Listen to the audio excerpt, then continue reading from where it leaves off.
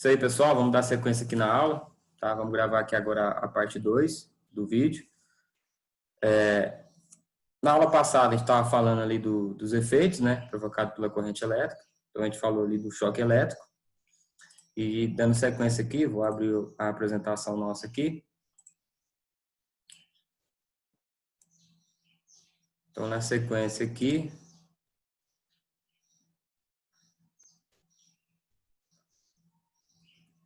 Então, a gente falou do choque elétrico e, na sequência aqui, falando do arco elétrico. Então, só para dar uma recapitulada, o que é o arco elétrico? Então, o arco elétrico ele ocorre sempre que a corrente elétrica ela vence a resistência do ar. Então, quando a corrente elétrica ela vence a resistência do ar, ela cria um efeito luminoso dessa corrente atravessando o ar. Esse efeito luminoso é o que a gente chama de arco elétrico. Isso aí é muito comum, por exemplo, se você pensar, numa chave seccionadora de uma subestação. Então, na chave seccionadora, ela está aqui, ó.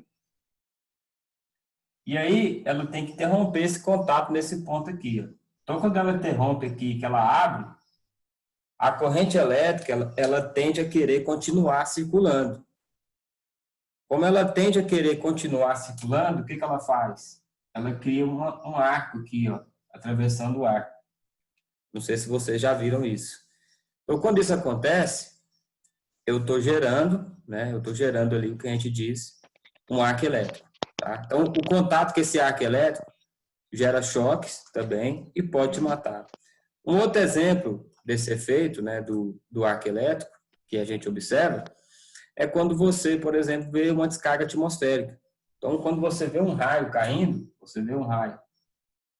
ali, aquilo ali é uma descarga atmosférica. Ou seja, a corrente elétrica, ela está vencendo a resistência do ar e ela está conseguindo atravessar o ar e produz aquele efeito.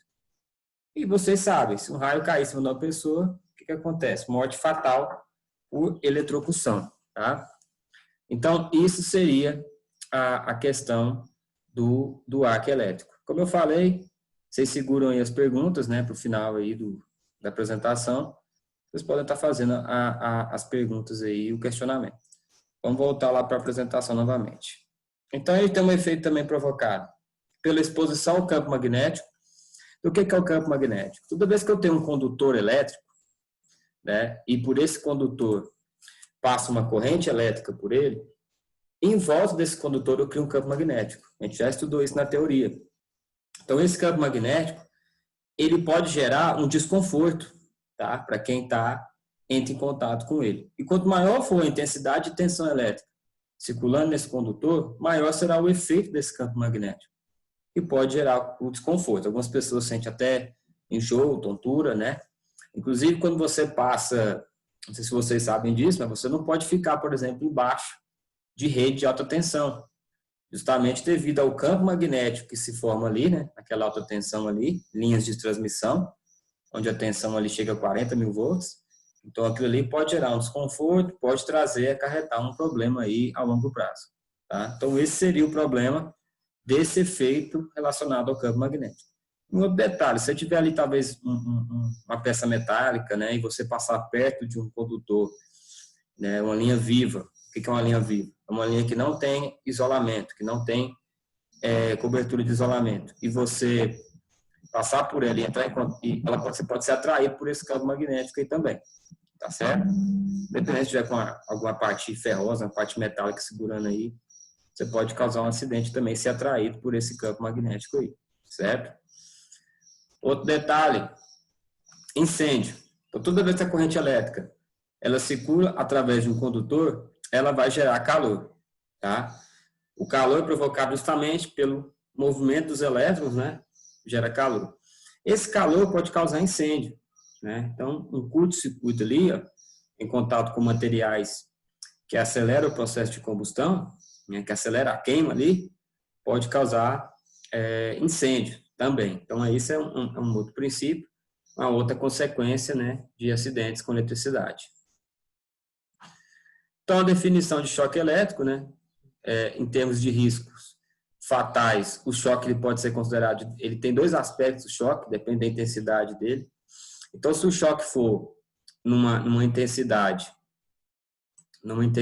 aí de baixa tensão, né? Vocês viram na parte inicial lá que a baixa tensão em corrente alternada é uma tensão que seja menor do que 1000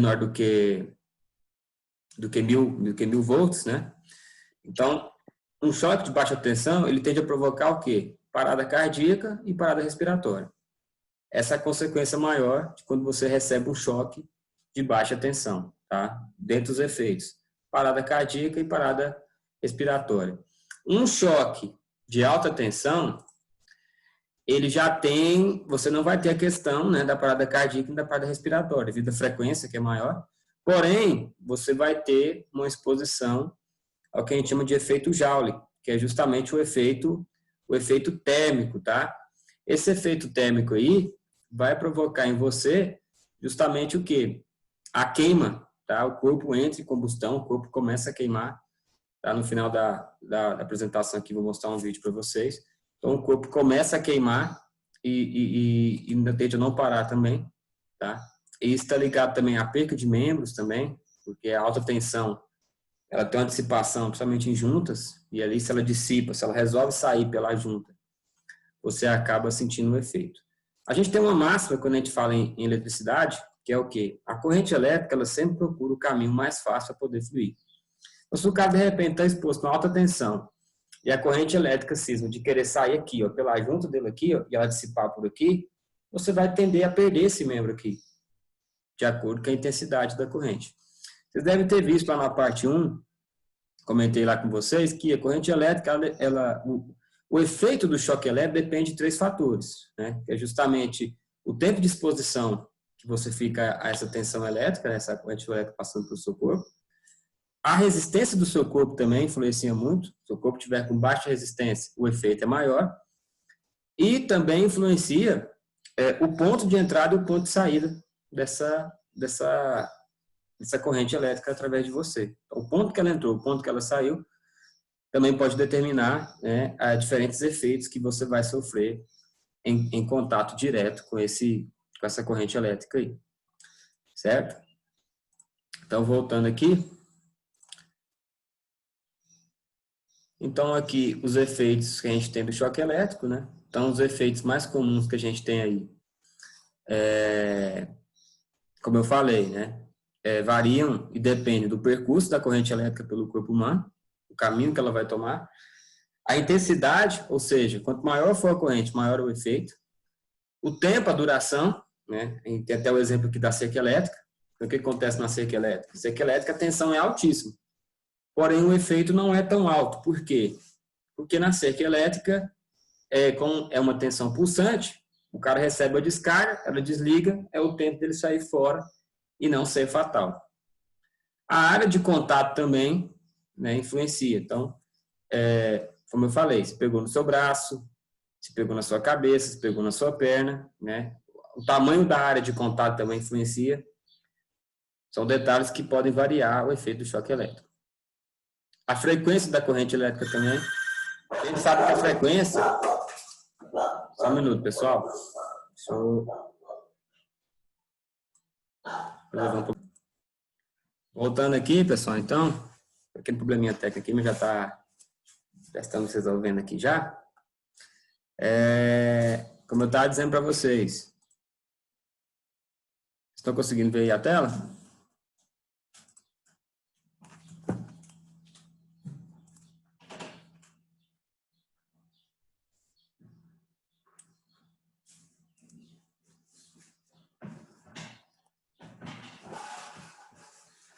Então, aqui os efeitos, né, do choque elétrico, eles variam, eles dependem desses fatores que a gente acabou de comentar com vocês. Essa frequência, ela tem que ser uma frequência na casa de 20 a 100 Hz de frequência, onde ela terá um efeito mais letal, tá? Acima de 100 Hz ou abaixo de 20 Hz de frequência, o efeito é menos letal, tá? Porém, é menos letal em termos de parada cardíaca e parada respiratória, mas em termos de queimadura, o efeito continua mesmo acima de 2000 Hz aí de frequência. Vocês estão lembrados que é frequência, né? Então, a frequência ela ocorre em corrente alternada. tá? Não esqueça esse detalhe aí. De forma que a corrente alternada, ela trabalha em forma de ondas, não é isso? Então, ela fica variando ali, oscilando entre positivo e negativo, positivo e negativo. Então, toda vez que ela vai no positivo e no negativo, ela completa um ciclo, ó. Isso aqui é um ciclo, tá? Quando eu digo, por exemplo, a frequência nossa padrão que vem da rede é 60 Hz. Quando eu digo isso, o que eu estou querendo dizer? Que a cada segundo, tá?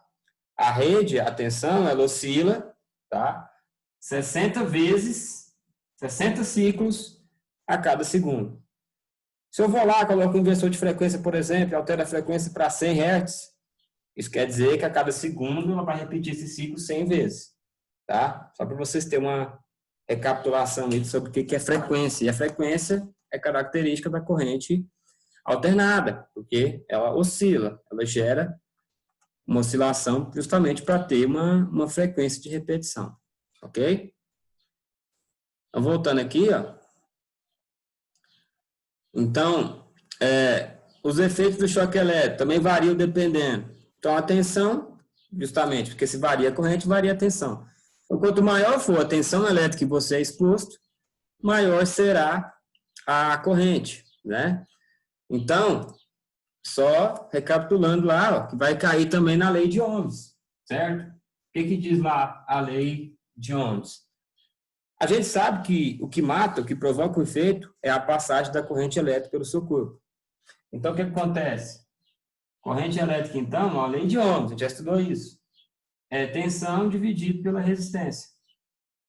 Então, quanto maior for a tensão, maior será a corrente. E se maior é a corrente que atravessa o seu corpo, maior será o efeito. A condição do corpo humano também influencia muito. O corpo humano ele tem uma resistência relativamente alta. Tá? A resistência do corpo humano não é uma resistência baixa. Porém, o corpo humano tem que ter algumas características para ter uma resistência alta. Que características são essas? Ele tem que estar seco, porque a umidade do corpo diminui a resistência. E não pode ter nenhum tipo de corte na pele. Se tiver algum tipo de corte na pele, no couro da pele, você diminui muito a resistência do corpo. Por isso que pessoas que têm a mania de roer as unhas, geralmente são pessoas que tomam choque muito facilmente. Às vezes o cara vai abrir ali um chuveiro, ele toma um choque. Por quê? Porque a pele dele está rompida, porque ele rói a unha, ele acaba comendo aqui um pouquinho da pele, e diminui a resistência. Então, quem tem a mão mais grossa, por exemplo, né, quem trabalha pesado aí, tem a mão mais grossa, tem uma tendência de ter uma resistência maior. A espessura do couro é maior, a resistência é maior. Então, por isso que o efeito do choque elétrico varia muito de uma pessoa para outra. Por quê? Cada pessoa, cada organismo, ele tem uma resistência diferente. Um outro fator que influencia também é se a pessoa tem algum problema cardíaco, algum problema respiratório, né? Por quê? Porque o efeito também no coração ele é um tanto quanto severo. Então, isso também muda um pouco a característica do efeito. Então, ó, se a resistência é alta, tá? Se a resistência aqui, ó, for alta, consequentemente a corrente ela diminui, tá? Então, é por isso que o efeito do choque depende também da tensão. Quanto mais alta a tensão, maior será o choque, e depende principalmente da sua resistência. Quanto maior for a resistência do seu corpo, tá? Menor será o efeito. Como a gente falou agora para vocês aí. E essas condições todas diminuem, tá? A condição da resistência do corpo, que é o corpo está molhado, suado, úmido, com algum corte e etc. A constituição física, também que a gente acabou de falar aí, né? Que é a espessura da pele. Quanto mais grossa for a pele, maior a resistência. Por isso que homem, né? Ele tem uma tendência de ter uma resistência maior do que mulher, porque o homem tem um corpo, tem a pele um pouco mais grossa. Então, ele tende a ter um pouco mais de resistência que a mulher em alguns casos, né? Apesar que já tem uns homens aí mais moderninhos, né? Que é muito cremezinho e tal, e tem a mão mais fina também. Mas, de qualquer maneira, a teoria seria isso aí. O estado de saúde do indivíduo também, tá? Influencia, como eu falei. Se o cara, de repente, usa um marca-passo, ele já tem uma arritmia cardíaca, ele fica um pouco mais vulnerável, fica um pouco mais exposto ao efeito da corrente elétrica de maneira mais danosa. Aqui a gente fala dos tipos de corrente, ó. tá? Os tipos de choque, né? Então, eu tenho o choque estático. O que é o choque estático? Às vezes, em uma superfície, né, de um material, você pode ter um acúmulo de carga ali, um acúmulo de elétrons naquela superfície daquele material. E aí, o nosso corpo, a nossa pele, pelo principalmente, roupa, tende a acumular um pouco de elétrons também. E aí, o que acontece? Uma quantidade de elétrons entra em contato com uma quantidade diferente de elétrons, gera o que a gente chama de DDP, diferença de potencial. Quando entra em contato, ocorre uma reação, uma descarga elétrica. Então, isso é muito comum, não sei se vocês já aconteceram isso com vocês, mas às vezes você encosta numa pessoa, você sente um estalozinho, tipo um choquezinho, né? A gente até brinca, deu choque. Por que isso acontece? Cargas estáticas, né?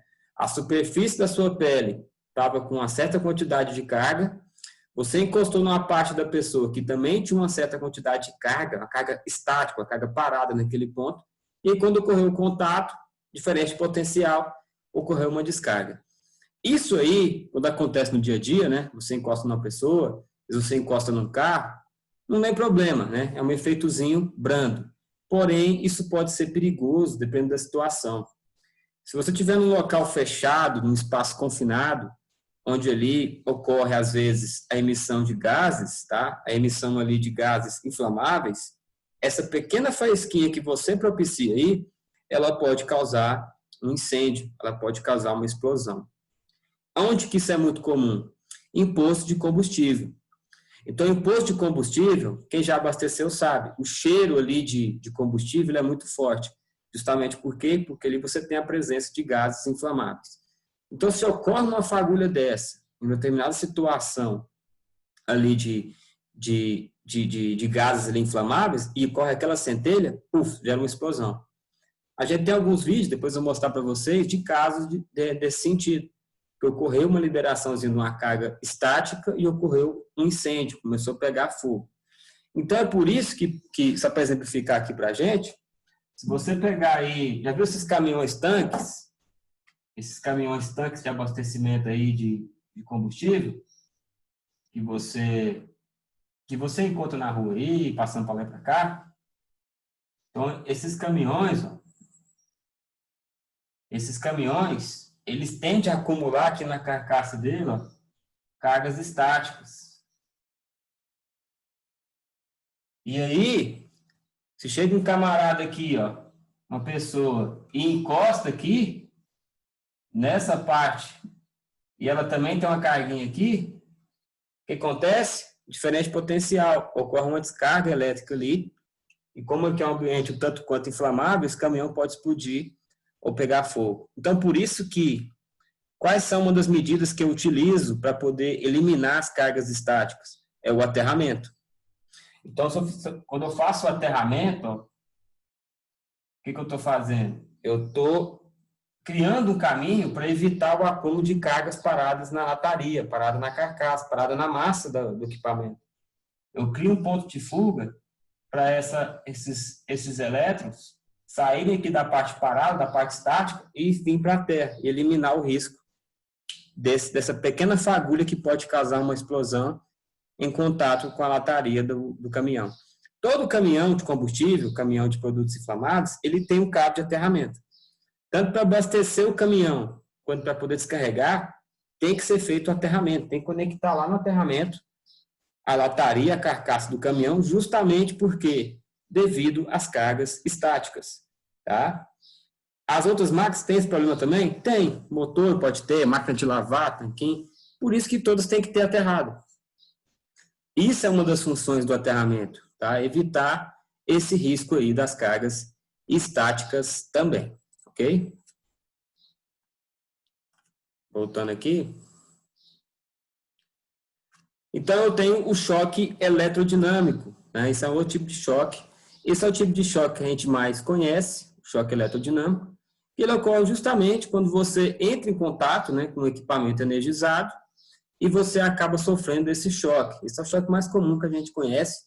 A maioria de vocês já deve ter tomado um choque desse aí mesmo com intensidade mais baixa. Esse choque eletrodinâmico, ele se manifesta de duas formas, né? Ele pode ser tanto pelo toque acidental, numa rede, numa linha energizada, numa linha viva, né, numa parte ali da máquina que estava exposta, sem isolação. Como ele pode ter acontecido porque uma parte de algum equipamento ou instalação, né, que ficaram energizadas acidentalmente por defeito ali, ou fissura, ou rachadura. Esse choque, essa eletrocução, eu classifico de duas formas, tá? Esse choque aí, elerodinâmico. Ele pode ser um choque que eu chamo de contato direto,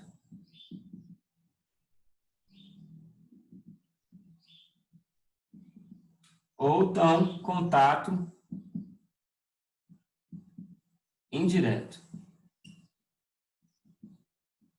Então, qual que é a diferença? Então, no contato direto, pessoal, é quando você encosta diretamente no equipamento. Isso aqui é um equipamento energizado. Está passando corrente por ele. É um condutor sem isolação. Eu encosto nele, eu tomo choque. Isso é um contato direto. Eu estou encostando diretamente no condutor. Agora, no contato indireto, é porque esse condutor está encostando por acidente uma outra máquina e eu encostei nessa outra máquina e sofri um choque. Vamos pensar no exemplo, o cara pega uma escada, ele vai carregar uma escada e sem querer ele encosta essa escada numa linha energizada aí, um painel energizado. Essa energia vai passar pela escada e vai passar por você. Você vai tomar um choque? Vai, mas não devido ao contato direto, é pelo contato indireto. Então, os choques elerodinâmicos são classificados em contato direto ou contato indireto. Isso é uma parte importante aí também, quando a gente fala de NR10, tá? É até bom vocês tirarem um print aqui da tela, tá? A gente vai falando aqui, vocês vão dando um print aí no que está aparecendo para vocês aí. Na apostila de vocês também tem sobre esse assunto aí, mas é interessante. Então, avançando aqui,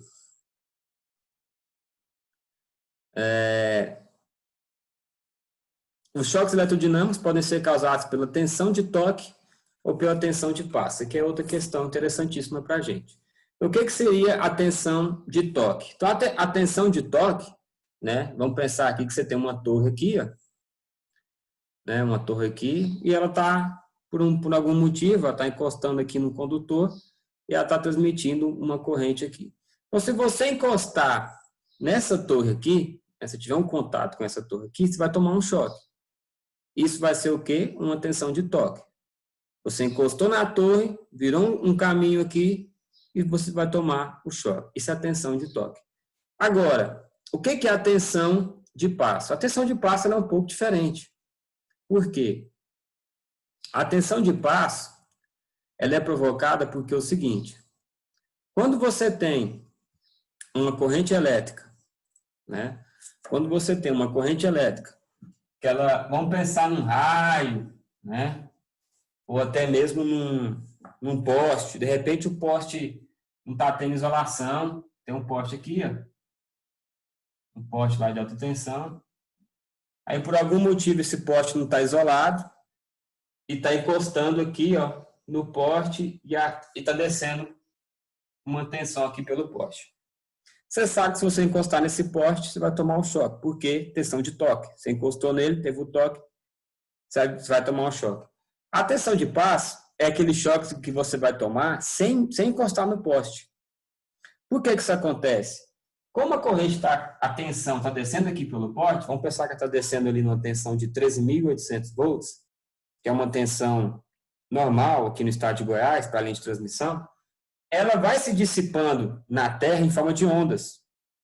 Ela vai criar uma onda aqui, outra onda aqui, outra onda aqui, outra onda aqui, outra onda aqui.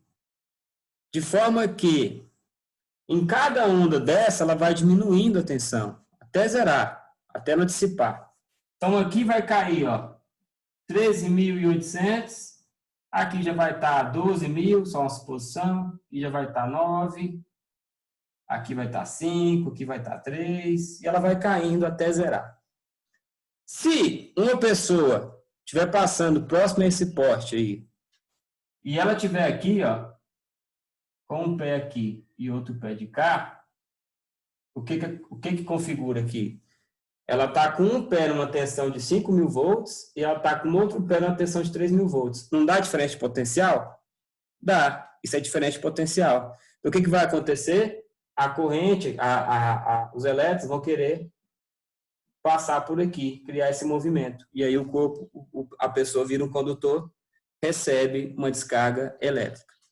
O efeito é menor, a gente sabe que o efeito é menor da tensão de passo, mas dependendo da intensidade, ela pode causar um dano para a pessoa também. É por isso que é sempre aconselhável, se estiver chovendo e você estiver numa área aberta, num campo aberto, você sempre ficar o quê? Parado com as pernas fechadas. Por quê? Porque se você está parado aqui, ó, se você está parado aqui com as pernas fechadas, a chance sua ali, ó, de ficar só no meio de uma onda é maior. Então, por exemplo, nessa situação que a gente montou aqui agora, ó, o cara aqui está justamente só numa onda só. Então, nesse caso, não tem diferença de potencial. Ele está exatamente no potencial 5.000 aqui no exemplo. Então, o que acontece? Ele não toma o choque. Tá? Por isso que o gado, quando está no pasto ali, ele tende a sofrer o efeito maior do choque elétrico. Por quê? Porque o gado não consegue fechar as perninhas dele. E como ele é mais afastado, né? Como o gado é aqui, ó.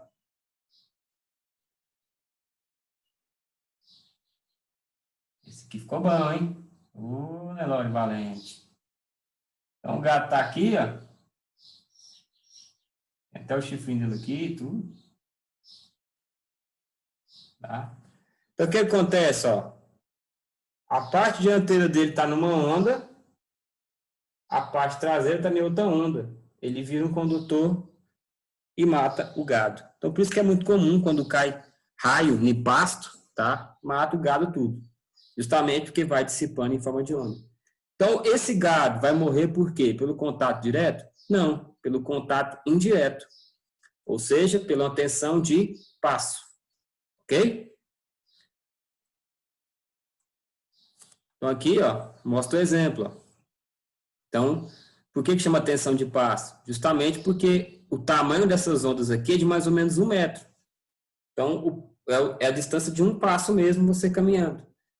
E o gado vai tender a ter o efeito maior, por quê? Porque o gado ele é afastado, ele não consegue fechar as perninhas dele e ficar só numa onda só. Então, essa é um problema, essa é uma questão que a gente tem.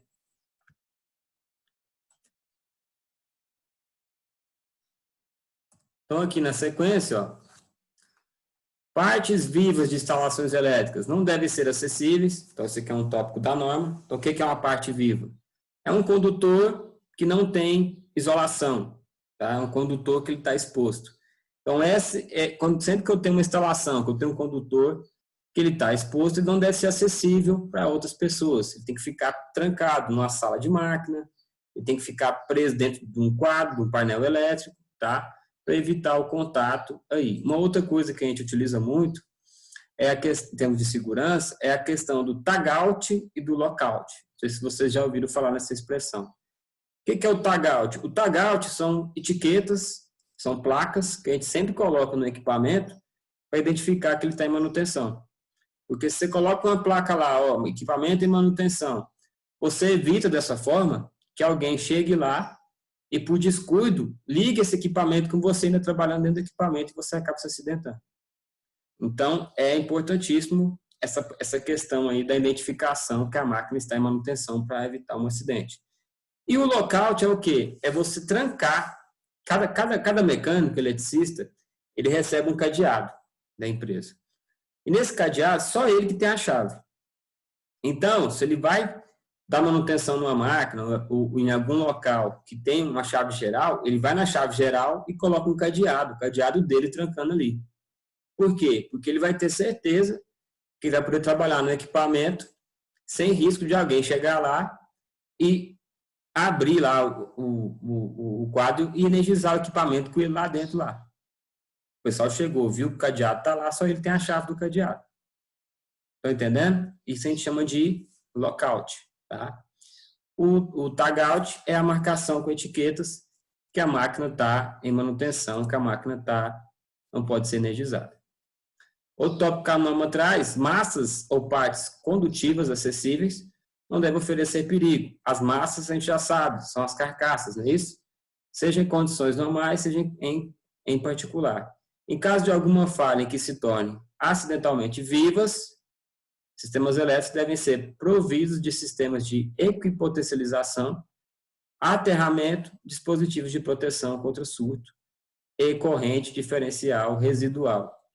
O que é esse diferencial residual aqui, pessoal? É o famoso DR. Né? Então, o DR, né, o disjuntor, o diferencial residual, ele é um componente hoje obrigatório dentro da norma de segurança para justamente evitar um choque elétrico, uma corrente de fuga mais severa, mais pesada, que venha comprometer a vida do operador ali, a vida de alguém que tomar essa descarga aí. Lembrando que não é qualquer DR que tem a isolação. O DR que protege contra a vida do ser humano, ele tem que ter uma corrente máxima de 30 miliamperes. Tá? Então, nunca esqueça desse número. 30 miliamperes tem que ser a corrente máxima de resistência ali do seu disjuntor DR para garantir a proteção de qualquer pessoa em contato com uma descarga elétrica, uma fuga de corrente do sistema de instalação elétrica. Então, na sequência, aqui outra parte interessante, que é a questão do trajeto, né? O trajeto pelo qual essa corrente elétrica pode passar pelo corpo. Então, a gente tem aí uma característica mais comum, né, de caminhos que ela pode circular.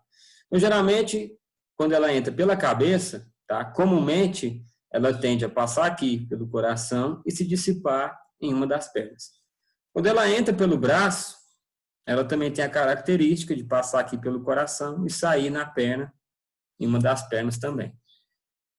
Outra característica que acontece, né, com menos frequência do que a B, é quando ela entra por um braço, passa pelo coração e sai pelo outro braço.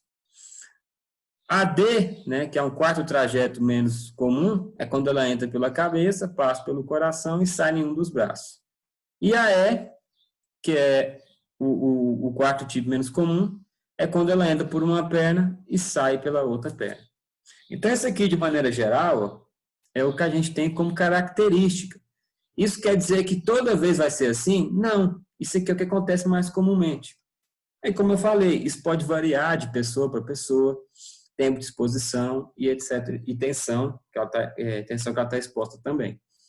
Mas é interessante a gente saber qual que é o caminho que ela faz de maneira mais comum. Tá certo?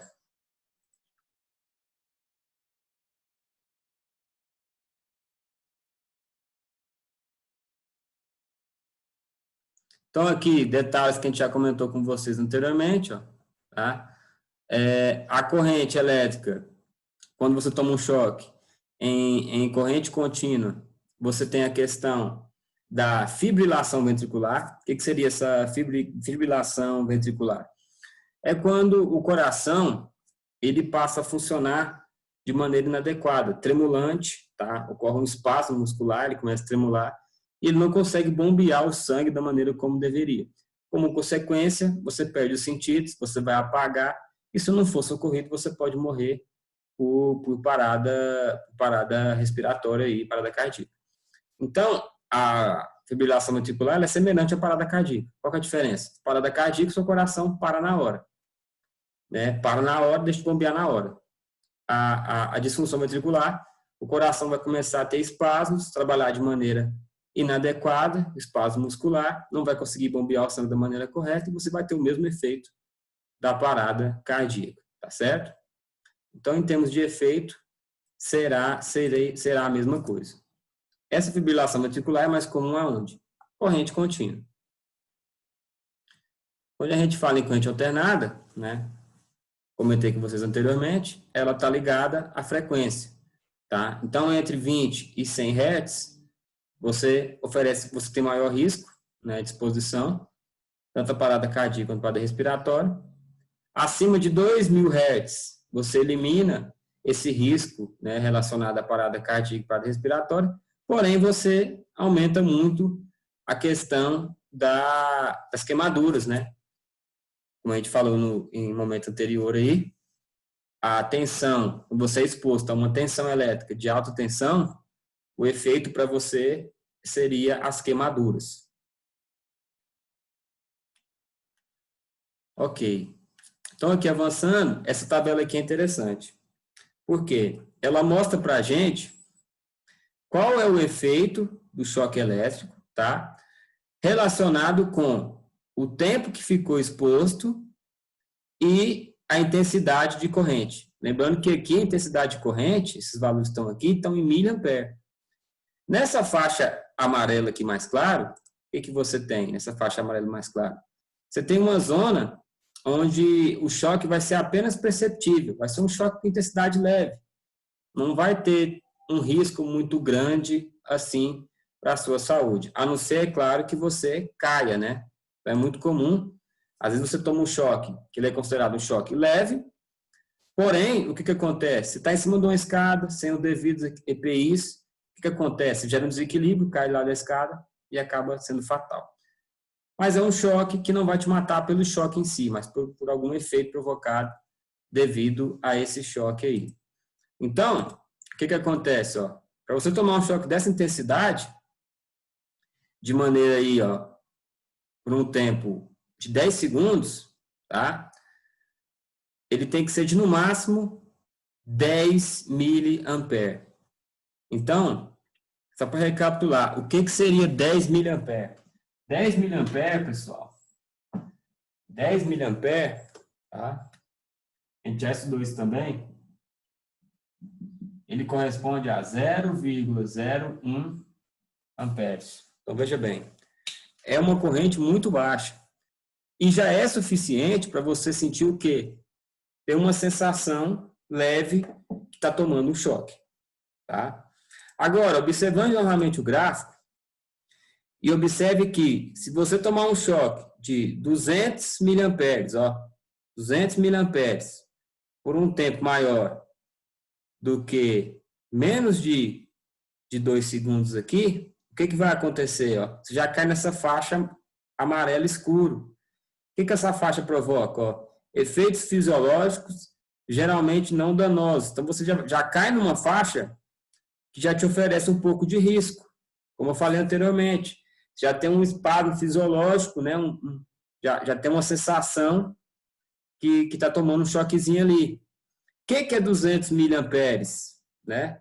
Para a gente dar um entendido. 200 miliamperes. 200 miliamperes, 200 miliamperes equivale a 0,2 amperes. Também é um valor bem baixo, né? Muito menos que 1. E você já consegue sentir algum efeito dessa intensidade de corrente. Agora, observe se você tomar um choque de 1 amperes, 1000 miliampere equivale a 1 ampere. Se tomar um choque de 1 miliampere por qualquer tempo que seja, você já tem um risco, uma probabilidade muito grande de ter o quê? Efeitos fisiológicos irreversíveis, pode acontecer a fibrilação ventricular e pode acontecer uma parada cardíaca, uma parada respiratória. Então, veja bem, pessoal, que não é preciso de muita coisa para você tomar um choque letal, você tomar um choque que venha te matar. Basta 1 ampere, tá? Dependendo da situação, já causa um efeito muito danoso que pode causar uma parada cardíaca, uma parada respiratória. Então, é o que a gente sempre fala para vocês. Eletricidade não é brincadeira. Eletricidade é algo que você tem que tomar cuidado, você tem que respeitá-la, tá? Você tem que ter o máximo de atenção, o máximo de cuidado em trabalhos com eletricidade. Inclusive, eu cobro muito isso de você nas nossas aulas práticas. Justamente por quê? Porque o risco, né, é muito grande em qualquer momento de sofrer um acidente. E basta 1 ampere, 2 amperes para te causar um dano talvez irreversível e te causar um problema grave de saúde, sem contar do trauma, né? Que gera também um trauma, e esse trauma às vezes dura por muito tempo E esse trauma, às vezes, não é só para quem se acidentou, mas para quem, às vezes, viu um acidente, viu um colega se acidentando. Isso gera um trauma que é pesado, que é ruim, fica marcado por toda a vida. Estamos encerrando aqui essa aula, tá? Estamos finalizando ela aqui.